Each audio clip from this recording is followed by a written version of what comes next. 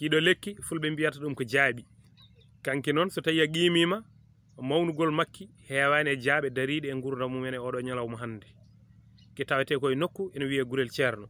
Ceerno on mo nanton ko Ceerno Saydou. Ceerno Saydou so en teskima so tawi witto holli ko kam woni jinnaɗo gorko omo ganduɗa kañum woni Alhaji Mouhamadou Saydou Ba, hoodere teddude ne Madina Gounass. Eɗen ñaagui Allah joomum yo wat dingral makko e dingre aljanna.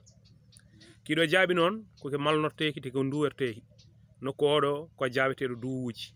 O jingol ɗo ɗaɗol ene jeeya e ɗaɗi ɗi ganduɗa hoorema tawtoranoɗi aadi piɓinoɗo hakkunde on ɗon Ceerno Saydou jibinɗo, on ɗon waliyu Allah biteɗo Mouhamadou Saydou Ba e nokku moɓe gadodirno.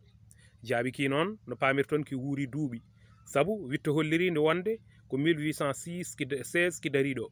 Ɗum ɗon noon ko hitande ujunere temedde jeetati sappo e jeegom gila nden tawi koki tokosi. E oɗo saaha noon jaaɓi ki wuuri ha e nder nde ɗo ñalande e jibinat jaaɓe no jaaɓe goɗɗe ɗe jibinirta ni.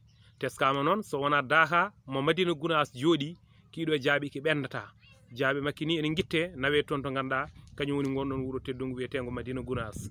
Hande o koyɗe men jaɓɓi e less kiiɗo jaaɓi eɗen daariɗo e ɓuuɓri makki ɓuuri ujunnaji limtinde ɗaɗol ko wone makki ko nonne kayne fooɓere nde yaajiri ɓuuɓri makki ene ɗeɓa tolnade e kilo e ɗum ko ganduɗa hoorema kañum woni hono centimétre uji kewɗi. Kiiɗo jaaɓi noon so jeyɗo o ñaawi ma en gartu ñalawmaji goɗɗi tawi ko ɓurɗi yaññade mbaɗen hen witto heeringo gam famminde pulagu kame diine l'islam holko jeeyi sababu kiiɗo jaaɓi. E siftinde on tan ki juuti balɗe saabu hitande ujunere temedde jeetati sappo e jeegom fewde ɗo wona ɗo aki daari eki wuuri te ki jibina ɗo e cuuɗi meɗen Gurel Ceerno.